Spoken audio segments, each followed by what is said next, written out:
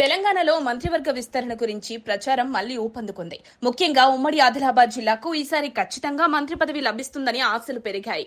జిల్లాలోని కాంగ్రెస్ శ్రేణులు ఉత్కంఠగా ఎదురుచూస్తూ ఆ లక్కీ లీడర్ ఎవరవుతారనే చర్చలో మునిగిపోయారు. కాంగ్రెస్ ఇటీవల జరిగిన అసెంబ్లీ ఎన్నికల్లో ఖానాపూర్, మంచిర్యాల, బెల్లంపల్లి, చెన్నూరు స్థానాల్లో విజయం సాధించింది.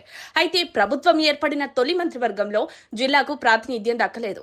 పార్లమెంట్ ఎన్నికల తర్వాత విస్తరణ ఉంటుందని భావించి ఎమ్మెల్యేలు తమ ప్రయత్నాలు చేపట్టినా అది కార్యరూపం దాల్చలేదు. తాజాగా సీఎం రేవంత్ రెడ్డి, ఉప ముఖ్యమంత్రి బట్టి విక్రమార్క, మంత్రి ఉత్తమ్ కుమార్ రెడ్డి ఢిల్లీలో అధిష్టానంతో చర్చలు జరిపిన నేపథ్యంలో మళ్లీ ఆశలు చిగురిస్తున్నాయి.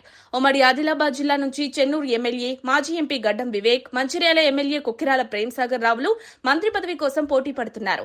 గడ్డం వివేక్, బెల్లంపల్లి ఎమ్మెల్యే గడ్డం వినోద్లు కేంద్ర మాజీ మంత్రి గడ్డం వెంకటస్వామి కుమారులు కావడంతో అధిష్టానానికి మంచి పరిచయం ఉన్న నేతలుగా నిలిచారు. అయితే వివేక్ బీజేపీ, బీఆర్ఎస్ పార్టీలకు మారడం ఆయనకు కొంత నష్టంగా మారిందనే అభిప్రాయం ఉంది.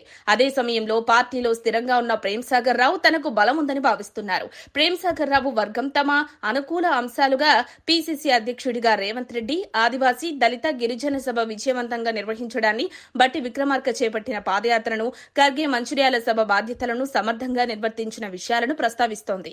కేబినెట్ స్థానం కోసం బెల్లంపల్లి ఎమ్మెల్యే వినోద్, ఖానాపూర్ ఎమ్మెల్యే వెడమ బొజ్జ పేర్లు కూడా పరిశీలనలో ఉన్నట్లు సమాచారం. పార్టీ నమ్మకాన్ని నిలబెట్టుకున్న తనకు అవకాశం ఇవ్వాలని వినోద్ ఢిల్లీలో మంత్రివర్గ పదవి కోసం ప్రయత్నాలు ముమ్మరం చేస్తున్నట్లు తెలుస్తోంది. మరోవైపు ఆదివాసీ కోటాలో భాగంగా వెడమ బొజ్జుకు అవకాశం కల్పిస్తే సమతుల్యత సాధించవచ్చని భావిస్తున్నారు. మొత్తానికి ఈసారి మంత్రివర్గ విస్తరణలో ఉమ్మడి ఆదిలాబాద్ జిల్లాకు ప్రాతినిధ్యం దక్కుతుందా, మంత్రి పదవి ఎవరిని వరించనుందనేది జిల్లాలో హాట్ టాపిక్ గా మారింది. మరిన్ని అప్డేట్స్ కోసం మా కాయ్ టీవీని సబ్స్క్రైబ్ చేసుకోండి. మా వీడియో కనుక మీకు నచ్చినట్లయితే లైక్ చేయండి, షేర్ చేయండి. మీ విలువైన అభిప్రాయాలను కామెంట్ బాక్స్లో తెలియజేయండి.